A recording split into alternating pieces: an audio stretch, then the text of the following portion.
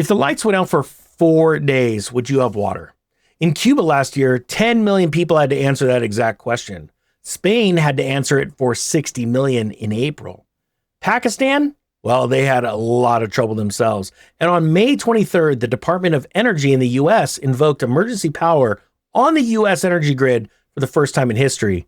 The grid monitor said that it was pretty much the biggest on record. We've never been this short of capacity, energy capacity, ever.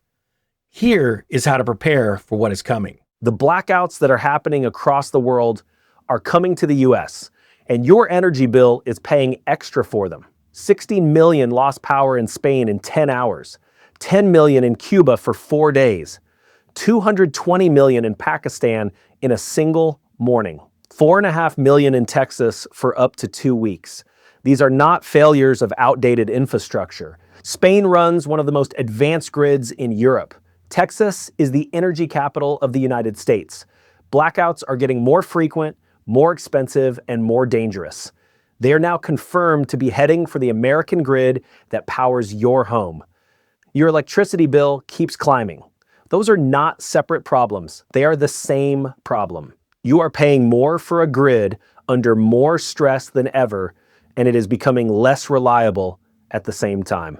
What you are about to learn is why blackouts are happening more often and will get worse, why your bill keeps rising, and the specific moves to lower what you pay and protect your household when the grid cannot hold. Start with the blackout pattern because it explains everything else. Every major grid failure of the last 3 years failed for a different reason, but they all share one condition: a grid operating near its limits with no margin left when something unexpected happened.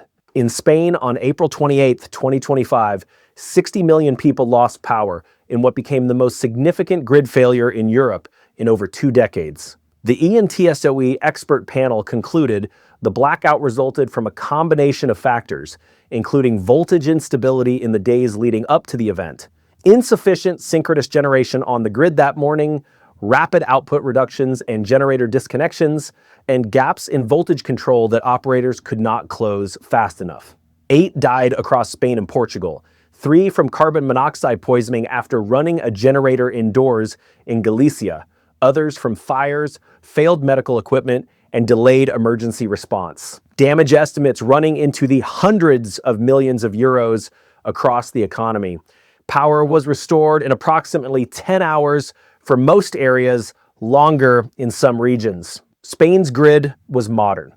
The investigation identified the event as unprecedented, the first time cascading generation disconnections combined with voltage increases had caused a blackout of this scale in the European synchronous grid. In Cuba on October 18, 2024, one aging thermoelectric plant failed and took the entire national grid offline. 10 million people without power for 4 days. No redundancy, no spare capacity. One failure, complete darkness for a country. In Pakistan on January 23, 2023, a frequency mismatch during a routine overnight grid restart spread before operators could isolate it. 220 million people lost power for at least 12 hours on the least stressful operating day a grid faces. In Texas, in February 2021, natural gas wellheads froze, wind turbines iced, and the isolated ERCOT grid, which operates separately from neighboring states, had nothing left. 4.5 million customers without power, 246 confirmed deaths, up to $300 billion in damage, not caused by the storm, caused by a grid that had never been required to withstand what it faced. South Africa adds the one data point the other cases do not provide. Eskom reached stage 6 load shedding through 2023 and 2024, meaning 12 hours per day of scheduled power cuts as a managed daily reality for every household in the country. Hey everybody, real quick to jump in. When people freak out about energy, they think that crypto is going to go to nothing. It's actually not how it works. If you want to learn all about cryptocurrency and why it's an epic investment, but how to do it right so you don't lose your money to scammers, lose your money to all kinds of craziness, and just buy right, sell right, and how to just position yourself properly and safely, links down below to the Bitcoin XRP starter package, which includes that course, and also the crypto security course. Links down below. Now let's get back to the video. The recovery came primarily from Eskom's Generation Recovery Plan, which delivered sustained improvements in maintenance discipline and returned generation units to service. The energy availability factor improved from 56% to nearly 70% by late 2025. By April 2026, South Africa had recorded 341 days without load shedding. The lesson from South Africa is not that grid collapse is irreversible. It is that pulling a grid back from the edge requires years of sustained operational discipline and investment. The United States does not have a national rapid response backup generation program on the scale of an entire regional grid. That remains a significant vulnerability. The pattern across all 5 cases is the same. A grid operating near its limits has no margin when something unexpected happens. Margin is what absorbs the unexpected. The United States just confirmed it is running out of margin.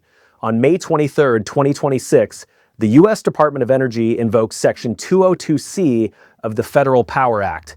This was the first time in history over PJM interconnection, the grid serving 65 million Americans across 13 states and D.C. The emergency order forced curtailment because of a heat dome. Joe Bowering, the independent market monitor, stated PJM has never been this short on capacity.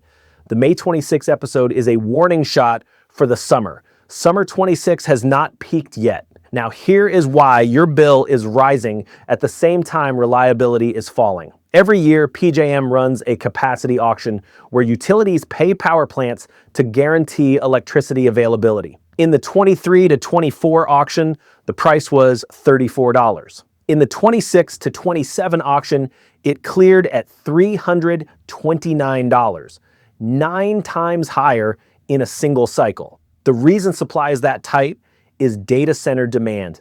Dominion Energy has contracted data center capacity in Virginia equal to having 51 Hoover dams worth of new demand by 2030. The data centers are being built because contracts are signed. The generation to serve them is not. You are paying 9 times more because the grid is asked to serve demand it cannot meet. The 2003 Northeast blackout is the confirmed precedent. One transmission line in Ohio sagged in summer heat and touched a tree. A software bug prevented the alarm. By the time anyone knew, the cascade had spread across 8 states and Ontario. 50 million people without power. One line, one tree. The grid was less stressed then than PJM is today. Here is what you can do to reduce your bill before the next rate increase arrives. The single most effective move is shifting heavy electricity use out of peak hours, typically 4 to 9 at night. Running your appliances outside those hours can reduce your bill by 15 to 30%. Call your utility and ask if you are on a time of use rate. Most offer it, most don't ask. The second move is enrolling in demand response. These programs pay you a credit to allow the utility to cycle your air conditioning down slightly during peak stress. You help stabilize the grid and get paid. The third move is a home energy audit. Most utilities offer them free. It identifies where your home loses air. Implementing recommendations can reduce consumption by 10 to 30% annually. Here is what to do to protect your household when the grid cannot hold. Spain lasted 10 hours, Pakistan 12, Cuba 4 days, Texas up to 2 weeks. Those are your calibration points. Water for 14 days covers the range. 1 gallon per person per day. Keep $300 to $500 in small bills at home. ATMs go offline when the grid does. Full fuel tank before a heat dome, plus stored fuel for a generator. But listen to this. Never run a generator indoors, never in a garage. Outside, away from the house, every time. 3 of the 8 deaths in Spain came from indoor generators. A battery-powered carbon monoxide detector costs less than $40 and is the single most important piece of equipment you can buy. Buy it before the heat dome forecast. A printed list with drug names, doses, conditions, prescribing doctor, and insurance card front and back. Pharmacy systems go offline when power goes out. Paper works when nothing else does. The capacity auction price is the bill. The emergency order is the warning. The NERC assessment is the forecast. Global blackouts are the confirmation that stressed grids fail in ways nobody predicted. Time of use pricing and audits address the bill. Water, cash, and safety address the blackout. The grid is not going to get less stressed before this summer peaks. The DOE order already confirmed that. When the next heat dome arrives, your household will either already be ready or it will be reacting to something that was visible in the data months before it happened. We track the capacity data and the curtailment orders before the blackout makes the front page. Economic Ninja is out.